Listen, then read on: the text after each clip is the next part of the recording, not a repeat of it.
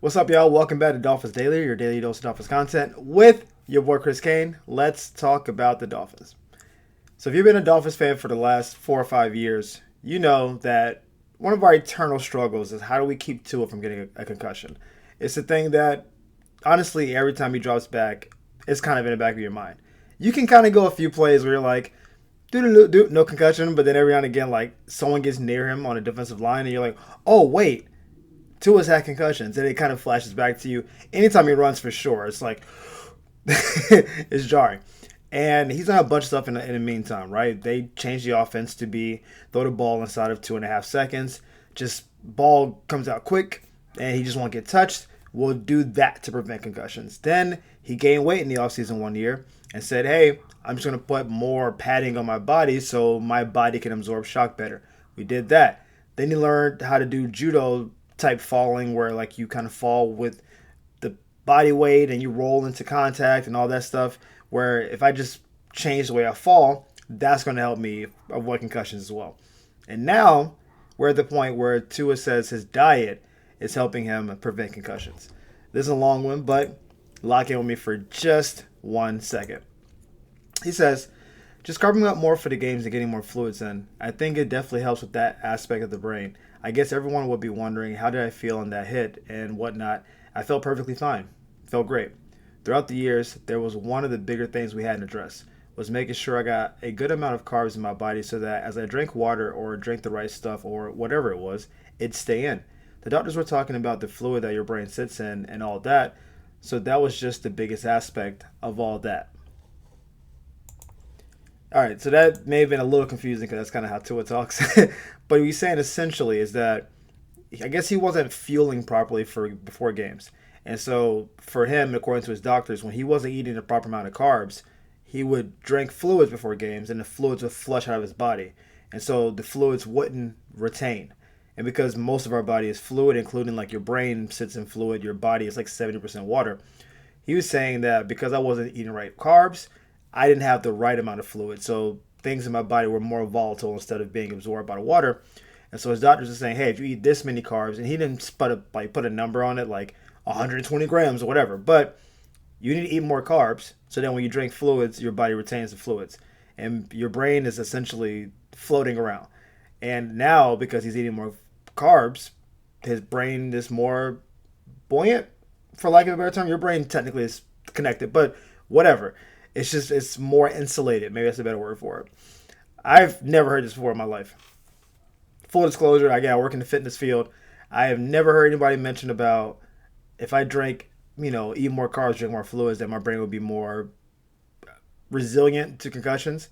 I will say this: I'm not Tua, and I don't have Tua's money, and I don't have Tua's doctor, access. And if they told him this is what we're doing, and he hasn't had a concussion more or less in the last year. I mean, he got hurt last year, but he didn't get concussion hurt.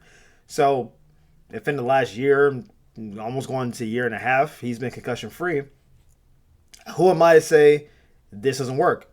It obviously is working. His body has gotten broken down. Like he's at hip, he's at shoulder, he's at a bunch of like little stuff, but his head seems to be fine. And I will say this year, he's gotten knocked around a little bit more than I like to see. He's bounced back up every time. Like he's bounced up, tapped there about in the head. I haven't seen any lingering on the ground. He hasn't looked groggy at any point. So when he said I got hit and felt perfectly fine, that's what it looked like to me. It didn't look like, oh man, Tua's trying to lie and fight through it. He looked fine. If this is how he's getting there and he credits this for doing it, then shout out to you, Tua, and your doctors for finding a new way to avoid concussions. I know people have added the padding to the helmet to try to absorb shock on the outside before getting to your brain. He's basically adding shock absorption on the inside by being more hydrated. So it's working for him at the moment. I am not a doctor. This is not a medical opinion. If it's working for Tua, it's working for me. Keep up the good work. Now, if you watched the game Sunday, you may have noticed that there wasn't a ton of Chop Robinson on the field. And Chop, as far as we know, is not injured. He just wasn't really in the rotation. And this kind of thing happened in week one. Remember, like Willie Gay didn't play at all in week one. And they asked Coach Weaver, hey, remember this guy in the preseason that was flying around making plays? And he was like, yeah, man. Sorry. I was like, what do you mean? It's like, yeah, I had plans of playing him. Had plenty of plans. Just didn't work out. It's like, well, What do you mean? He's like, well, in the flow of the game, stuff kind of happens. And then we really didn't address that outside of week one, where he just said, yeah, we just didn't play him because life. And then we just kind of did our thing, right? So evidently, that kind of happened with the Chop Robinson situation. Although this time, Coach Weaver didn't take full responsibility like he did with Willie Gay. He said, so much of that is a feeling thing with senior defensive assistant Sean Ryan. I think, again, he was kind of thrown into this right before the start of the season. So he's trying to develop a feel for how to rotate these guys and make sure they're getting enough reps and making sure that they can get comfortable with the flow of the game. You don't want to roll guys because they're on the snap count. It's not natural. So I don't know the chain of command between who comes in the game and then Coach Weaver. My understanding is Coach Weaver controls is the final say so on defense. That's my understanding. If that's not how things are internally, then hey, I'm wrong and we take that. I'm under the impression that he calls the plays. He knows the formations, he knows what's going on, and I'm guessing it seems like Sean Ryan's job is to like personnel group those things. So he's like, all right, cool. I want to send a corner blitz. Maybe we have a corner that's better at blitzing, and then Sean's job is to like get the right corner on the field. I'm I'm not quite sure because based on what he's saying, it's like, oh, Sean's trying to figure out a snap count for these guys. But I'm like, I thought you were the defensive coordinator. Why is Sean even involved in this part of the process? Is this not your thing?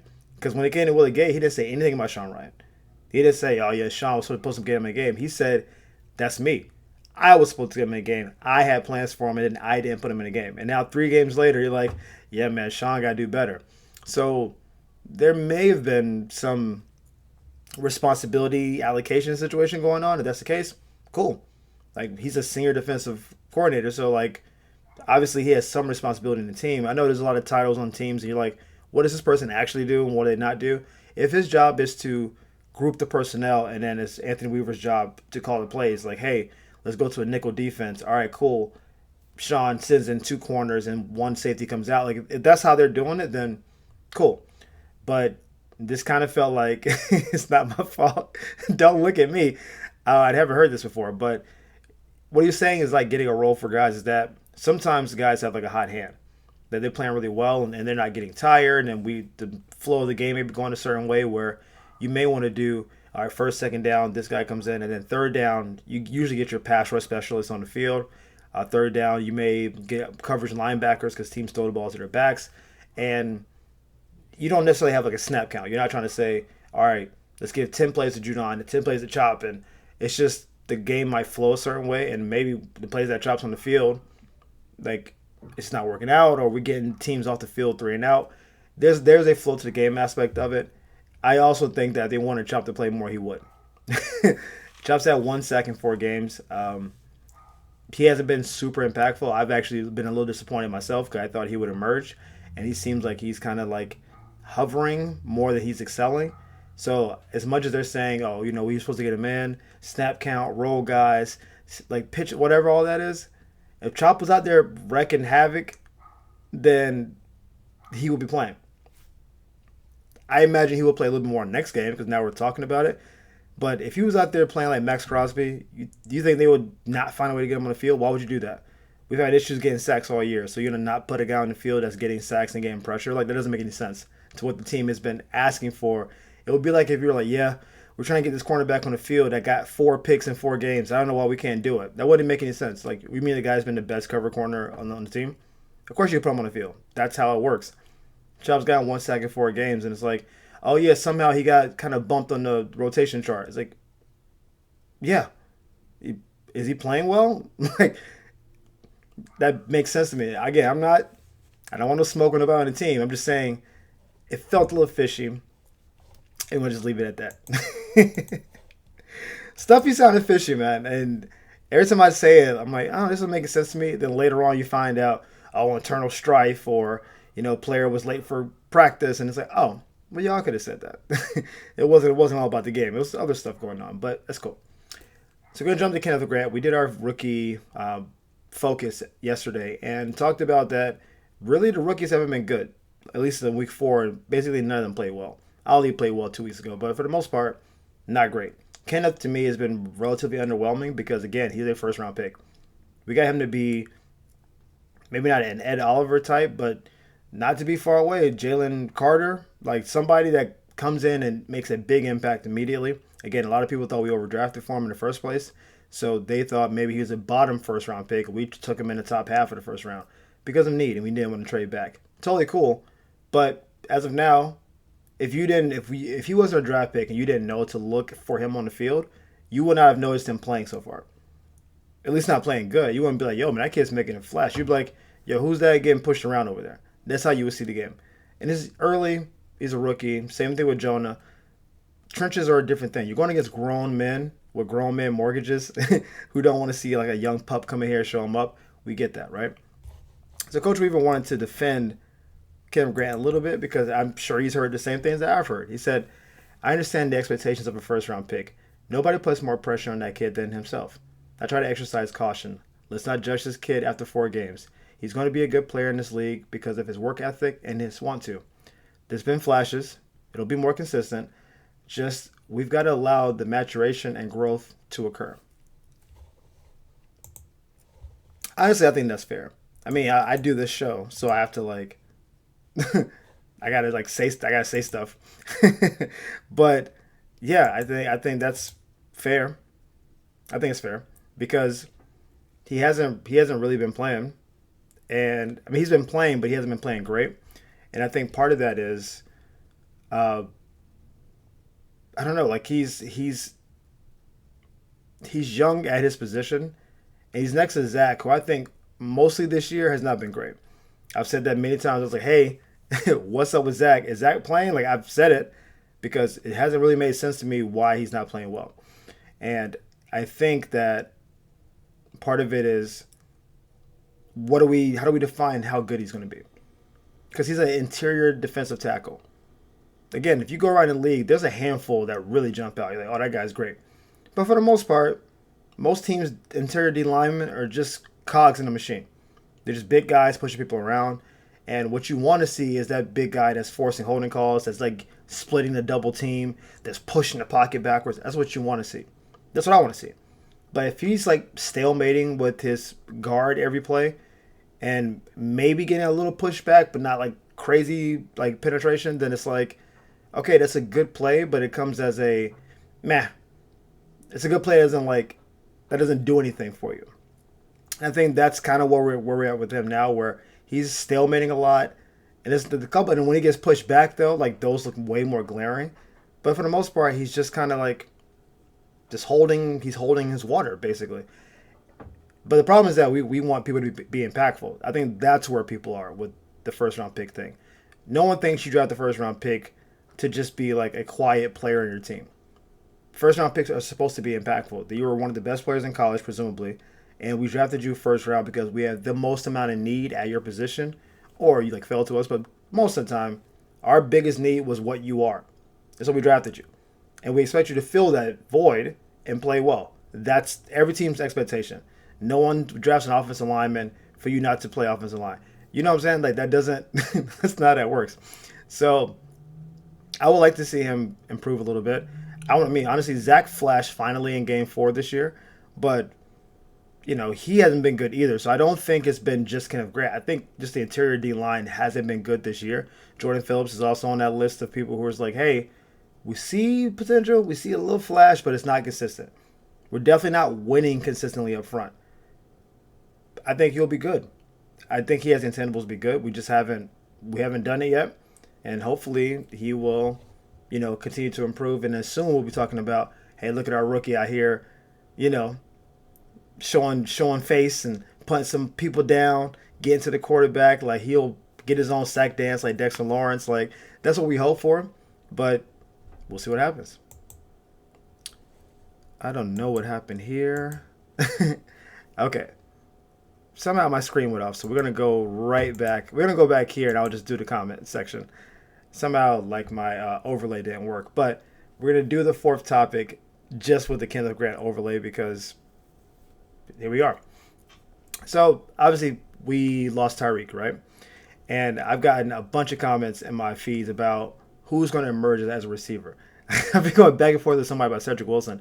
But it's not. I don't think Cedric Wilson is going to replace Tyreek Hill. I just think Cedric Wilson is going to be a good player for the team because I think he was always underrated.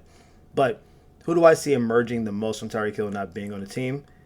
I honestly think Jalen Waddle makes the most sense, right? He's the number one guy. That's what everyone assumes.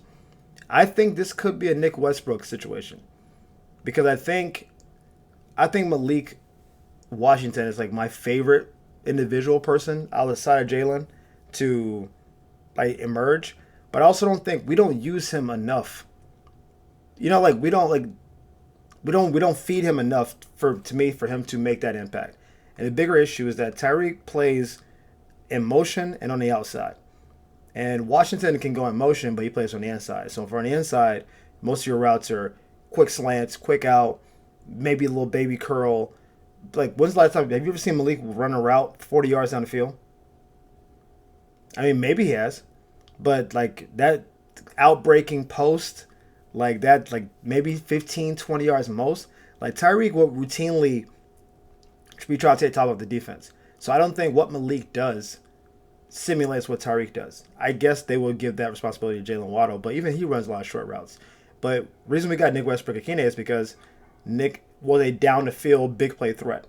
And, again, he's our biggest wide receiver. Obviously, Darren Waller is the biggest receiver we have, receiving target. But wide receiver, Nick is like the biggest guy that plays real minutes. We have a couple taller receivers on practice squad.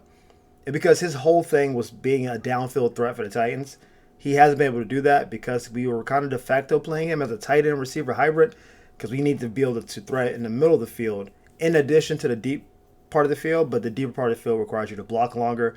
And because we haven't felt good about the offensive line, we just stopped throwing the ball deep, basically. And so we just moved him, we just shortened his route tree a little bit. As the O-line continues to gel, though, you would think that we will start throwing the ball deeper because if teams don't have to play a too-high zone because of what Tyreek impacted us as, then they're going to bring that safety down in the box.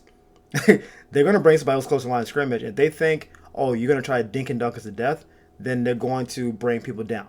They're going to flood the middle of the zone. They're going to have play maybe like a I don't know, something not maybe like a 4-4, but like a 4-3, but those three linebackers in the middle will just kind of hang in the middle.